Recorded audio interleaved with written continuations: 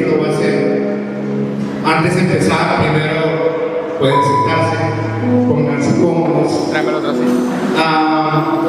Y de verdad, yo sé que ya darle una bienvenida, pero me gustaría darle nuevamente la bienvenida a todas las personas que nos visitan. Veo muchas caras nuevas. Algunos de ustedes no conozco, creo, pero a todos, gracias, porque si están aquí es porque sencillamente tienen el deseo de conocer a Cristo. Entonces, demos un aplauso al Señor esta noche.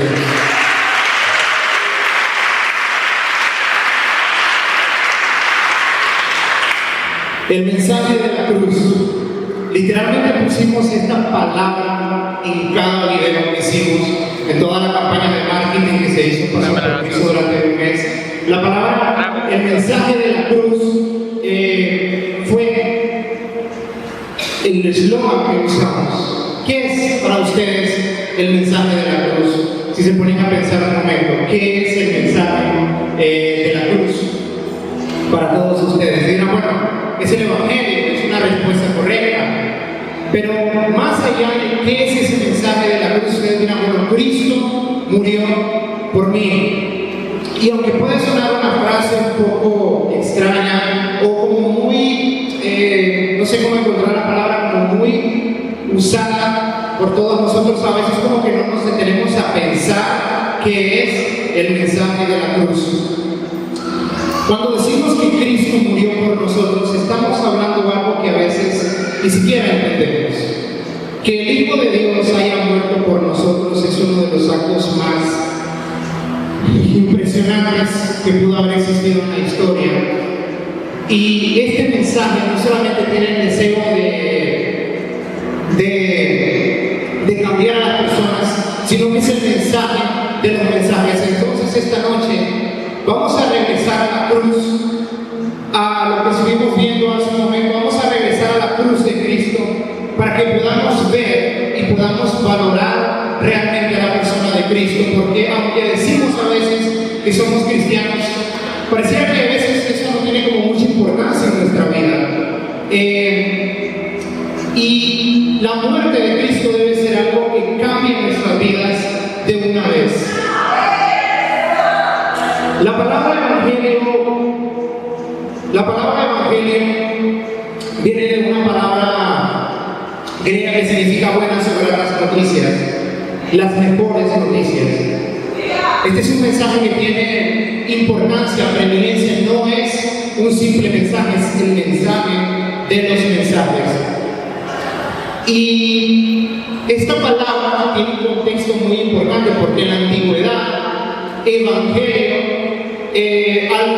al no haber redes sociales y medios de comunicación, evangelio era lo que existía en aquel tiempo, lo que hacían en las ciudades cuando estaban en guerra. Cuando una ciudad estaba en guerra, lo que hacían era enviar mensajeros a las otras aldeas, pueblos y ciudades, y cuando la guerra había terminado, ellos llevaban ese mensaje, esa buena noticia: la guerra ha terminado. A ese mensaje se le llamaba evangelio. Eran básicamente enviados a dar la buena noticia.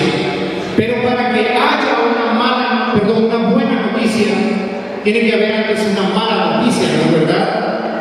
No podemos dar buenas noticias si antes no damos la mala noticia. Entonces, esta noche, antes de ir a la cruz de Cristo, voy a ir sumergiéndose en un viaje que no va a ser muy agradable.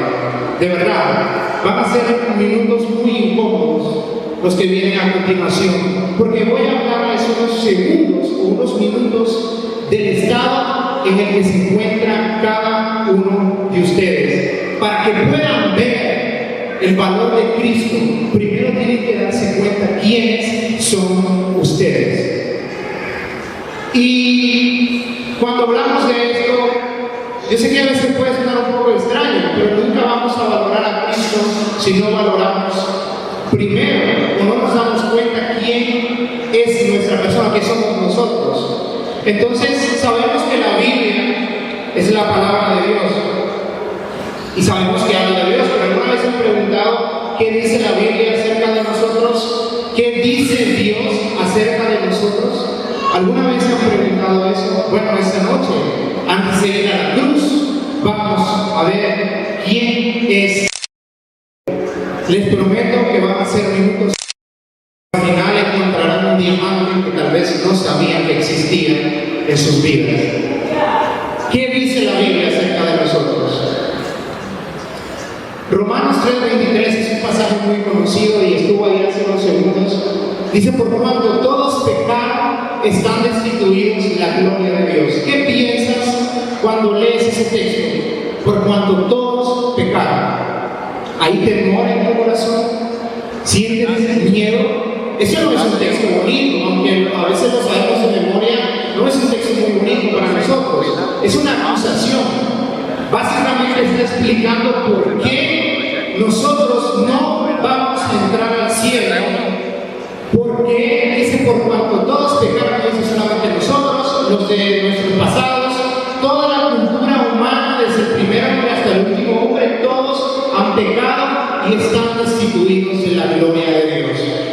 No es muy bonito, lo sé, pero ese es el resultado, o básicamente es lo que la Biblia dice acerca del hombre. Por cuanto todos pecaron, todos están destituidos de la gloria de Dios. De nuevo, ¿qué piensas cuando lees ese texto? ¿Hay temor en tu corazón? Si no hay temor en tu corazón es porque no conoces a Dios y no te conoces a ti mismo. Y a veces no entiendes el significado de ese texto. Todos y cada uno de nosotros, ninguno de nosotros merece ir al cielo. Yo sé que no es muy bonito, pero es lo que la Biblia dice. Vamos a proseguir. Y para entender por qué todos hemos pecado, vamos a ver también qué es el pecado. Dice 1 Juan 3:4: todo el que practica el pecado practica también la infracción de la ley, pues el pecado es la infracción de la ley.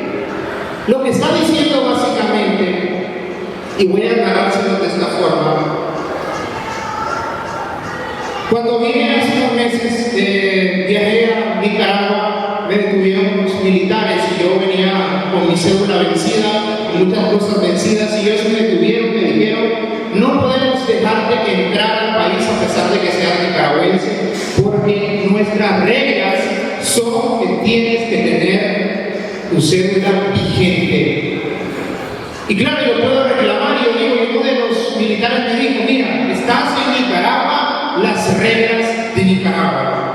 Estabas en Costa Rica, son allá las reglas, pero aquí son las reglas de Nicaragua. No hay discusión. Estoy aquí, ni siquiera sé por qué. Y de la misma forma, ese texto es lo que quiere decir: todo el que practica el pecado también practica la infracción de la ley. Dios ha creado leyes por las cuales el hombre debe regirse desde la creación. No solamente los 10 mandamientos. Si contamos las leyes que se encuentran en la Biblia, vamos a encontrar un total de 613 leyes. 613 leyes hay en la Biblia. Tal vez solo conozcamos las 10, pero hay 613. Y Dios ha establecido esas leyes porque estamos en su mundo, en su creación, y somos de Él, le pertenecemos a Él. Y en el mundo de Dios, las reglas de Dios. Ahora bien, nosotros tenemos un problema con las leyes de Dios, y es que no nos gustan. Desde el inicio Dios ha dicho, solamente empezamos con los 10 mandamientos. Dios ha dicho: no robarás, y nosotros decimos: mira, no me interesa que tú digas no robarás, yo voy a robar. Dios ha dicho en su ley para el hombre: no debes cometer adulterio, y nosotros decimos: no, yo quiero más. Dios ha dicho: no vas a decir mentiras, y nosotros decimos: no, queremos mentir. Básicamente, una y otra vez violamos la ley de Dios. Una y otra vez. Y así pasamos por las 613, porque es un acto de rebeldía. No solamente no nos conformamos con la ley de Dios, sino que la violamos. Y lo hacemos casi que todos los días. Una pregunta: en los últimos 3 una mentira? Levante la mano. En los últimos 3 meses. Tenemos un problema, ¿verdad? Decimos, amamos a Dios, pero la ley no nos gusta. Un problema, ¿verdad? Vamos a proseguir. Y si no te gustan las leyes de Dios, decía uno de los reformadores, estás en el mundo de Dios, las leyes de Dios, si no te gustan, te puedes ir a vivir a la luna si quieres. Pero acá son las leyes de Dios. Vamos a continuar qué dice la Biblia de nosotros. Génesis 6:5, desde el principio dice, y vio Jehová la maldad de los hombres, que era mucha en la tierra, y todo designio de los pensamientos del corazón de ellos era de continuo solamente hacer el mal. Si yo pudiera leer la mente de ustedes, si yo tuviera un superpoder y yo pudiera leer la mente de ustedes, y yo pudiera presentar en estas dos pantallas todos los pensamientos que tú has tenido en tu vida, una pregunta, ¿te gustaría que todos vieran lo que tú piensas? No, porque nosotros hemos pensado cosas tan horribles, hemos pensado tantas maldades que vienen de nuestro corazón, y Dios lo sabe todo. No solamente pensamos, actuamos y lo hacemos, porque lo que dice la Biblia es cierto, y todo designio de los pensamientos del corazón del hombre era de continuo solamente hacer el mal. ¿Qué dice la Biblia de ti? Te gusta hacer el mal. Vamos a proseguir.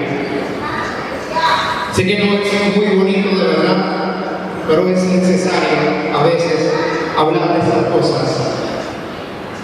Vamos a encontrar algo muy importante, porque yo sé que ustedes están pensando, mira, el hombre no es tan malo.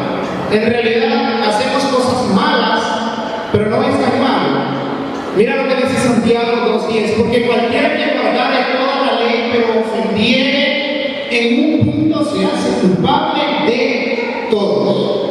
613 leyes hay en la Biblia. Aunque tú no robes, no mates, no adulteres, pero si veniste aquí y hay una persona que te cae mal y la viste desde que entraste y dijiste, aquí está esta bestia de iniquidad, tengo una noticia para ti, ya eres culpable de todo. Tú puedes ser muy bueno en el sentido de, mira, yo soy muy comprometido, soy un buen padre, soy un buen hijo, pero un día viniste y le dijiste una mentira a tu esposa, a tu mamá, a tus hermanos, una mentira blanca, le decimos nosotros, para justificar nuestra ausencia. Aunque no robes, no mates, no adulteres, Santiago dice, eres culpable de todos. Es un problema, porque para Dios no basta solamente un 90%, es un 100%. No hay pecadores pequeños y pecadores grandes, solamente hay pecadores. Ante Dios, cada uno de nosotros hemos transgredido la ley de Él. Todos los días, a cada segundo, a cada momento. Porque cualquiera que guardare toda la ley, si tú crees que guardas la ley, Santiago dice, pero ofendiere en una, aunque guardes las 612, se te fue una, ya eres culpable de todos. Vamos a proseguir. No es muy motivador este mensaje, ¿verdad? Vamos a hablar de la maldad, porque yo sé que ustedes están diciendo, mira, el hombre no es tan malo, nosotros en realidad somos buenos humanos. Mira lo que dice Génesis capítulo 8, versículo 21, el Señor persiguió aroma agradable y dijo el Señor para sí, nunca más volveré a maldecir la tierra por causa del hombre, porque la intención del corazón del hombre es mala desde su juventud. Esta palabra en hebreo se puede traducir también como niños o niñez. Ustedes no han notado que los niños aprenden a pecar sin necesidad que nosotros les enseñemos. O tú le enseñas a tus hijos a decir mentiras. No creo que vinieras un día y les digas, niño, siéntate, te voy a enseñar a mentir. Porque desde la caída del hombre, nosotros venimos como algo de fábrica, como que de fábrica traemos esto. Y poco a poco el niño creciendo, ustedes van a ver que el niño es malcriado, dice malas palabras, miente, y así una y otra vez. Ustedes dicen, bueno, ¿y esto de dónde lo aprendió? No lo aprendió, él ya es así. Nunca volveré a maldecir a la tierra por causa del hombre, porque la intención del hombre es mala desde su juventud. Vamos a proseguir. ¿Qué piensa Dios acerca de nosotros? De todo esto que hablamos un segundo. Dice Romanos 1:18, porque la ira de Dios se revela desde el cielo contra toda impiedad e injusticia de los hombres que con injusticia restringen la verdad que está diciendo. ¿Qué dice Dios acerca de nosotros? Básicamente, la ira de Dios se revela contra nosotros. ¿Por qué? Por causa de nuestro pecado. Yo sé que no es muy bonito hablar de la ira de Dios, pero es algo que existe. Es la razón por la cual no existen ciudades como Sodoma y Gomorra, es la razón del diluvio. ¿Tú crees que Dios... La Biblia dice que Dios es santo? ¿En qué piensas cuando la Biblia dice que Dios es santo? El problema es que nosotros no somos santos. Dios no solamente aborrece el pecado, Él detesta el pecado, aborrece el pecado. Lo que a ti te gusta hacer, lo que te hace reír, es lo que Dios odia. Tenemos un problema muy grande, ¿verdad? Con Dios. Si eres su amigo, compárate con Él. Santidad contra pecado. A ver qué es mejor. Vamos a seguir. Y ese es el veredicto de Dios contra nosotros. Dice, Romanos 1:29 dice que están llenos de toda injusticia, maldad, avaricia, malicia, colmados de envidia, homicidios, pleitos engañosos y malignidad, son chismosos, detractores, aborrecedores de Dios, insolentes, soberbios, jactanciosos, inventores de lo malo, desobedientes a los padres, sin entendimiento, indignos de confianza, sin amor, despiadados, los cuales, aunque conocen el decreto de Dios, que los que practican tales cosas son dignos de muerte, no solo las hacen, sino que también dan su aprobación a quienes las practican. Esta es la razón por la cual tú te ríes del pecado, porque te gusta en realidad el pecado. Nosotros amamos el pecado, es cierto. Yo sé que eso no es popular, pero nosotros amamos el pecado. El pecado nos encanta y Dios ha enumerado cada una de nuestras malas acciones contra nosotros. Yo sé que tú dirás, mira, el hombre no es tan malo. Hace 200 años, aquí casi todos somos morenos, ¿no es cierto? Ahora mismo estarías con grilletes en las manos y cadenas en los pies, esclavizado por otro hombre. Y tú dices, bueno, si yo fuera blanco serías esclavista, serías peor. Entonces, el hombre solamente da testimonio de lo que en realidad es un ser malvado, aborrecedor de Dios. No es muy bonito este mensaje, ¿verdad? Vamos a proseguir. Sí, por eso. Vamos a ver lo que dice Romanos 3, 11 y 12. Dice, no hay justo ni aun uno. La palabra justo es como hablar en el significado hebreo, si no me equivoco, es como un palo, es recto, justo. No hay justo ni aun uno. Mira, tú dices, yo no soy tan malo. La Biblia dice, no hay justo ni aun uno. No hay quien entienda, no hay quien busque a Dios. Tengo una pregunta. Cuando te levantas, ¿piensas en Dios? Cuando vas a la universidad o a la escuela, ¿piensas en Dios? ¿Vienes a la iglesia o haces cualquier cosa porque te gusta en realidad y tengas un deseo de buscar a Dios? Solamente una pregunta, ¿has leído la Biblia aunque sea una vez? Toda. Seguramente la respuesta es no. No hay quien busque a Dios. Todos se han desviado y aún así se hicieron inútiles. No hay quien haga lo bueno, no hay ni siquiera uno. Buenas noticias o malas noticias. De nuevo, tenemos un problema muy grande con Dios. Vamos a conseguir. Jesús habló de esto. Yo sé que he hablado mucho de la ley, pero Jesús habló y advirtió de esto. Este texto es muy importante y a mí me daba miedo cuando era niño. Dice que no teman a los que matan el cuerpo, pero no pueden matar el alma, más bien temer a aquel que puede hacer perecer tanto el alma como el cuerpo en él. Pregunta, ¿quién hace perecer el alma en el infierno? No es el diablo. No voy a decirlo, pero ya lo saben cuál es la respuesta. Jesús advirtió de esto porque a veces como que ignoramos que el infierno es real. A veces nosotros como que olvidamos esto y no tenemos temor de Dios. Pero el infierno no fue creado por Satanás. No fue creado por él, fue creado para él.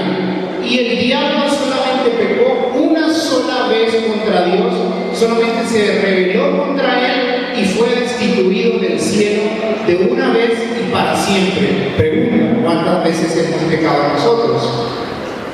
Desde que nacimos. Sí. A Satanás solo le bastó un pecado fuera al infierno.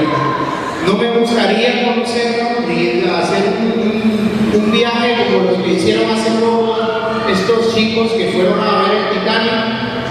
No me gustaría conocerlo, pero sí te puedo decir algo. El infierno es un lugar donde se revela la justicia de Dios. Tengo una pregunta. ¿Los homicidas merecen estar en la cárcel? ¿Los violadores merecen estar en la cárcel? Tú dirás sí. ¿Por qué? Porque han violado la ley de la tierra. Nosotros hemos violado la ley de Dios. Una pregunta. ¿Dónde mereces estar? Mira, te has rebelado contra Dios de todas las formas posibles. ¿Dónde es tu lugar? Yo te digo, ¿dónde es el lugar mío y de todos nosotros? En el infierno. De nuevo, este mensaje no es popular. Vamos a conseguir.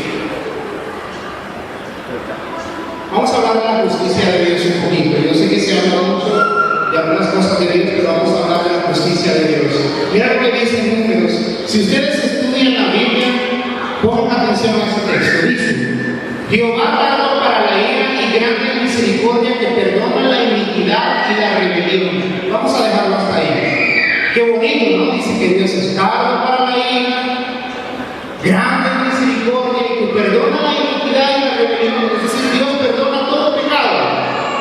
Qué bonito, ¿no? Dios perdona todos los pecados del hombre. Todos y cada uno de los pecados son perdonados. Pero mira lo que dice aquí: aunque de ningún modo tendrá por inocente al culpable. Si ustedes estudian la Biblia habrán notado una aparente contradicción, porque dice que Dios perdona los pecados, pero también dice que Dios no tendrá por inocente al culpable. El problema, todos somos culpables. Es decir, Dios perdona todo pecado, pero también castiga todo pecado. ¿Cómo es eso posible?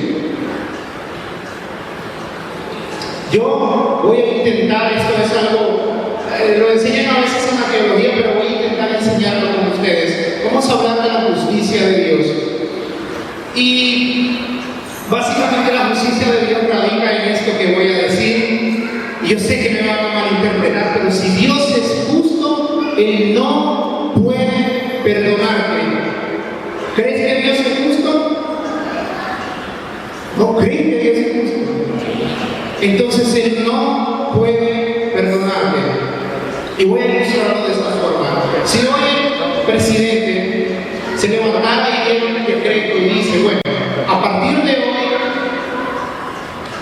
no vamos a hacer más justicia en el país, vamos a ser un país de amor, de misericordia, y las personas que cometan delitos van a ser perdonadas, no importa. Tú puedes ir a robar, puedes ir a matar, pero aquí somos un país de amor.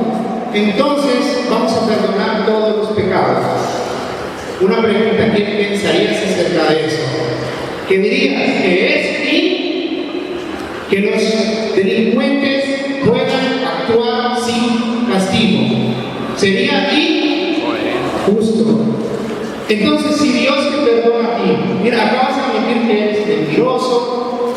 y un gran sinnúmero de pecados.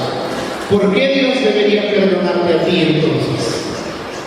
Si Él te perdona solamente, Él sería igual de injusto que la persona que deja ir a los delincuentes. ¿Te das cuenta? La justicia de Dios. Vamos a proseguir. Yo sé que están un poco desesperados por esto, pero si aguantan, van a encontrar algo muy grande y muy valioso. Very good. Mira lo que dice Isaías 13. La justicia de Dios demanda que el culpable sea castigado. Esa es la razón por la cual existe el infierno. Todo pecado va a ser castigado. No debes pensar que Dios no va a castigar los pecados. Él va a castigar cada uno de los pecados que se ha cometido desde el inicio hasta el último hombre. Y Isaías se revela algo muy importante. Mira lo que dice: y miren, el día del Señor viene cruel con furia y ardiente ira para convertir en desolación la tierra y exterminar de ella a sus pecadores. Versículo 11: y castigaré al mundo por su maldad. ¿Por qué va a castigar Dios al mundo? Por su maldad. El problema, somos malos. También pondré fin a la arrogancia de los soberbios y abatiré el orgullo de los despiadados. Escúchenme, jóvenes, escúchenme. La ira de Dios viene. Un día Dios se va a levantar de su trono y Él va a hacer justicia contra el mundo entero. Así es el Apocalipsis. No es un libro muy bonito, pero se va a cumplir. El día de Dios viene, en serio. El día de Dios viene. Desde el principio se repite el patrón. ¿O acaso conocemos las historias desde el primer hombre? Desde el primer hombre que se pecó contra Dios, fue expulsado de la presencia de Dios. Luego vinieron otras ciudades. Luego vino Noé, se rebeló, fueron exterminados todos y cada uno de los moradores de la tierra por causa de su pecado. Vamos a proseguir. Debes tener miedo, en serio, debes temer a Dios. Lo que te hace reír, lo que te gusta, Dios detesta, aborrece y condena. Y antes de que me digan, no sé, por favor, ya no sigas más. Antes de que me digan, por favor, ya no sigas. Ya no queremos escuchar más acerca de esto.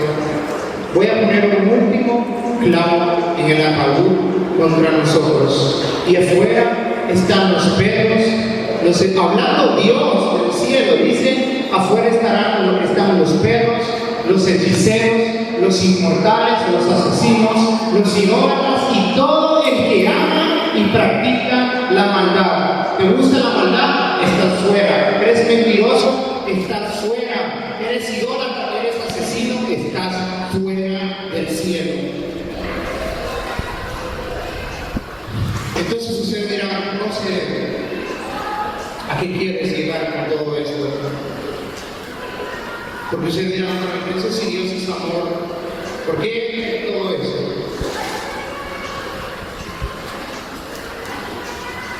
Viene un juicio. Y créeme, cuando te pongas delante de Dios, no tienes nada que presentar a tu favor, no tienes buenas obras, no tienes nada. Y cuando el juez se levante y diga, ¿por qué no debería condenarte? ¿Qué respuesta darás? ¿Por qué deberías salvarte y no condenarte? ¿Cuál va a ser tu respuesta? Pregunta, ¿qué vas a responder? Si eres culpable de todo. No tengo nada.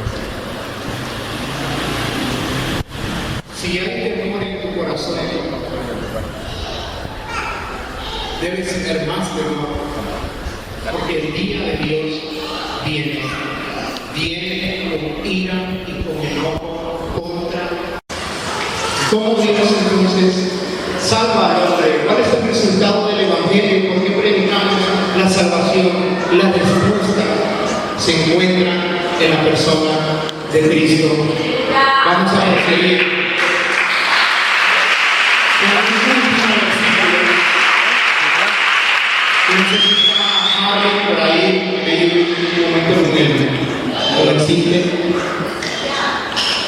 ¿Cómo Dios puede perdonar al hombre?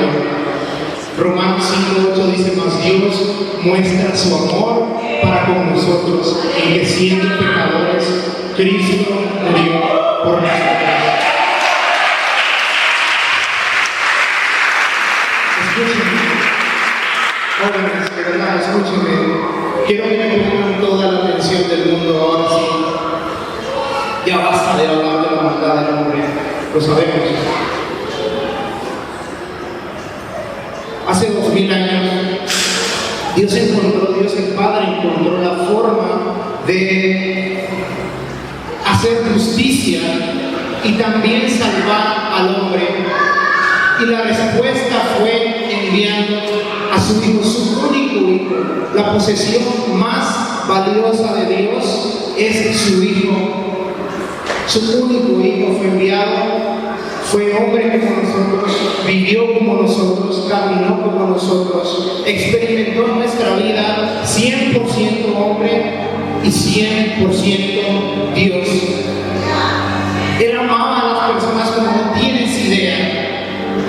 Nadie puede decir que Jesús no era un hombre lleno de amor. Él amaba a los hombres como ninguna persona lo haría ahora mismo. Sanaba a los enfermos, alimentaba a las multitudes, era Dios mismo. Caminando entre nosotros, podía caminar entre las aguas, podía hacer cualquier cosa, pero su obra más grande se encuentra en la cruz. Y después de casi un ministerio que diría yo que me hubiese gustado que durara más, pero Jesús murió un poco más de 30 años, entonces llegó lo que se había prometido en Isaías 53, que lo leyeron hace un momento. Fue cumplida la promesa de Dios y la respuesta de Dios para el pecado de nosotros. Y después de vivir como nosotros, ser como nosotros, 100% Dios, 100% hombre, llega el momento donde Jesús va a cumplir su obra más grande, la salvación del hombre. Y la Biblia dice que él estaba así, en un lugar llamado Getsemaní. Getsemaní era como un jardín, ¿no?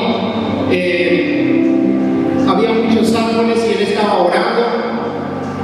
Y la oración de él era, si ustedes han estudiado la Biblia, sabrán que estaba orando Jesús. Jesús estaba orando: Dios mío, si es posible, pasa de mí esta copa. ¿Alguna vez se han preguntado por qué Jesús oraba esto? ¿Por qué Jesús oraba esto? Si él venía a cumplir la voluntad de Dios, él vivió la vida perfecta que ninguno de nosotros va a poder vivir. Él sí fue obediente a Dios en todo. ¿Por qué él está diciendo, pasa esta copa de mí? En la Biblia, la copa significaba la ira de Dios. Y Dios el Padre le estaba dando a su Hijo de beber la copa de su ira. El castigo contra nosotros, contra nuestro pecado, Él se la ofreció a su Hijo. Por eso Él estaba sudando en Getsemaní, literalmente sangre, porque Él sabía, le fue revelado, ¡pum!, en un segundo se le reveló lo que iba a suceder con Él. No solamente era la crucifixión romana, Él sabía que Él iba a morir en nombre de cada una de las personas. ¿Tienes idea de lo que significa que yo diga que la ira de todas las personas va a caer contra solo una persona? ¿Tienes idea de qué significa eso? Él está orando: Dios mío, pasa esta copa de mí, pero hágase tu voluntad. Yo quisiera creer que en ese diálogo entre Jesús y el Padre dice: mira, José, ves a José, es mentiroso, es una mala persona, le gusta hacer maldades y ha cometido un montón de errores. Él debe pagar por lo que ha hecho. Jesús viene y dice: espera un segundo, castígame a mí y no a él.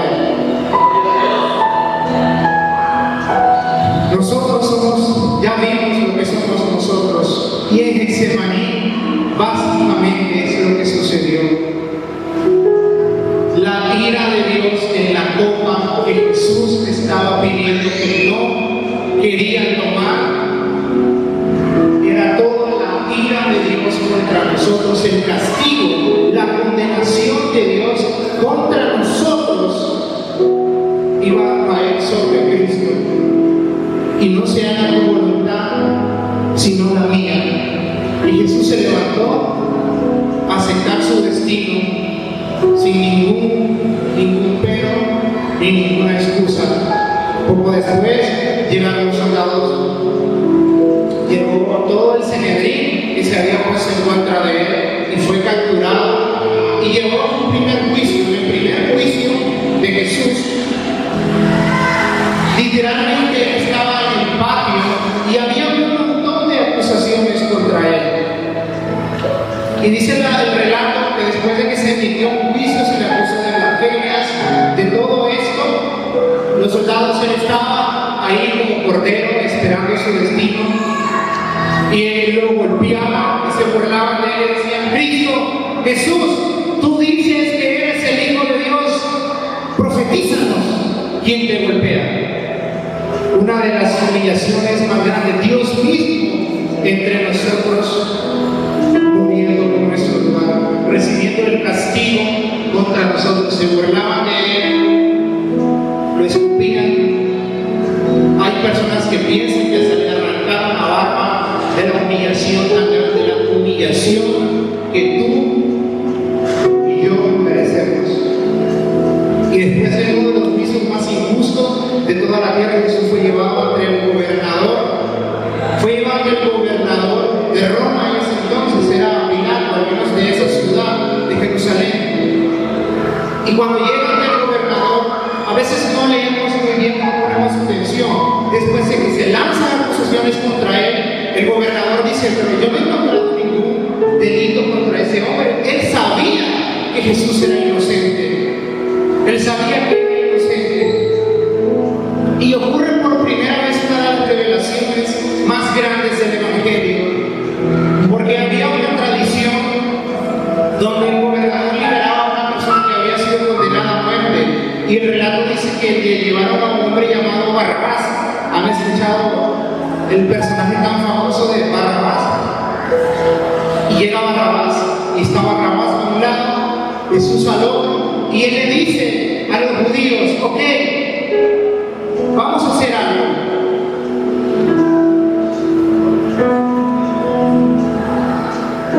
Para liberar a este hombre, uno tiene que morir. ¿A quién escogen? ¿A Jesús o a Barrabás? Por la historia saben a quién escogieron. Ese podría haber sido yo. Jesús, el inocente. Yo sería como Barrabás. Soy culpable, soy un pecador. Y Jesús, el inocente, es condenado para que el culpable pueda ser libre. Y el culpable se va como si nada. Y Jesús muere en lugar del culpable. Y esa es la razón por la cual nosotros somos salvos, no por tus buenas obras, no por tu lealtad a Dios. Eres salvo porque como Barrabás, tú eras culpable y fuiste libre. Y Jesús dijo: ok, yo me quedo en tu lugar. Tú vete y yo me quedo.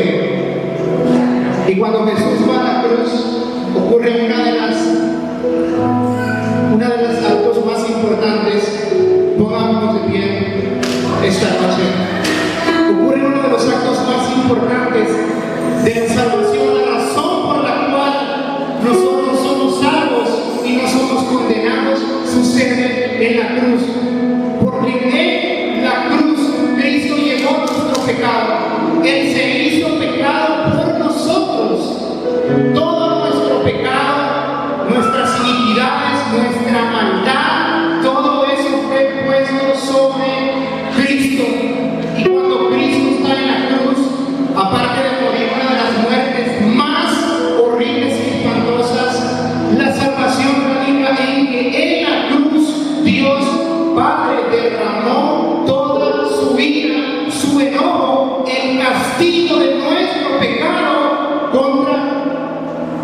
Jesucristo.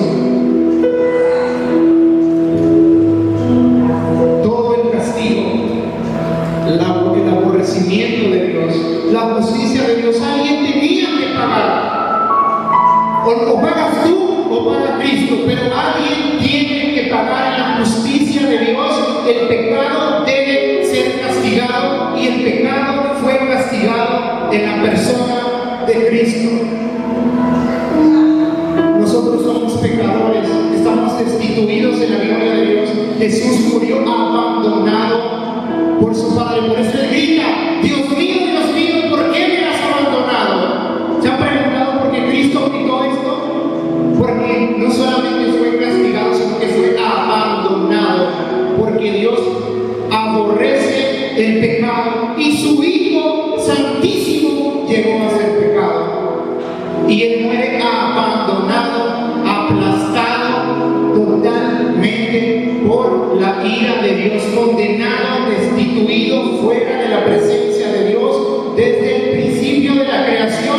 Dios Padre, Dios Hijo, Dios Espíritu Santo estuvieron en una unidad completamente perfecta, y en la cruz esta unidad fue totalmente destruida porque el Hijo Santísimo, amado de Dios, llegó a ser como nosotros, pecadores.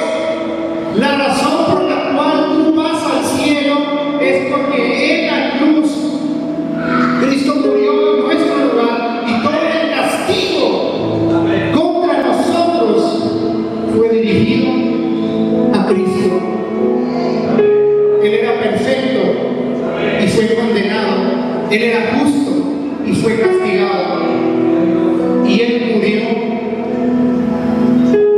como nosotros deberíamos haber muerto, fuera de la presencia de Dios, aplastado, condenado bajo la ira de Dios para salvarte a ti de su ira. Ahí se encuentra el Evangelio. Ese es el mensaje de la cruz. Cristo murió en nuestro lugar para salvarnos del castigo. Cristo murió. ¿Sabes por qué no hay pasión en tu corazón? ¿Por qué no amas a Cristo como deberías amarlo? Porque no has entendido cuán pecador eres y no has visto la obra de Cristo en la cruz. Por eso no amas a Cristo como deberías. Por eso Cristo no es tu motivación. Cuando te levantas piensas: Cristo murió por mí. Eso debería ser suficiente para que ames a Cristo con todo tu corazón, alma y mente.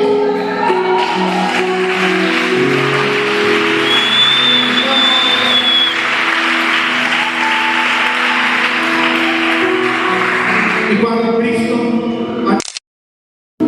mientras intentaba empujarse con los pies para poder respirar en la cruz, Él dice: consumado es.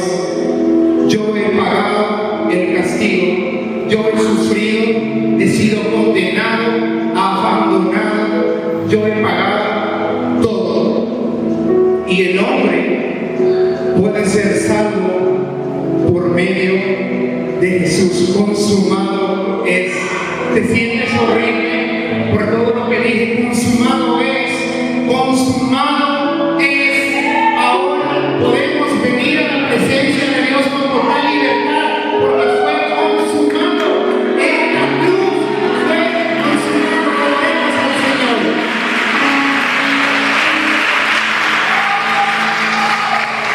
Y si esta noche te diste cuenta: no conozco a Cristo, te has dado cuenta de que no conoces a Jesús, ahí está la cruz, es nuestra esperanza. Por eso la cruz fue nuestro eslogan, es la esperanza. Y cuando cometo errores, solo puedo venir a la cruz y confiar en su obra. Si quieres derramarte delante de la presencia de Dios y contemplar a Jesús y decir: Cristo, no tengo nada para ofrecer, solo puedo ver a la cruz y creer en ti, ven a este lugar y adoremos al Señor.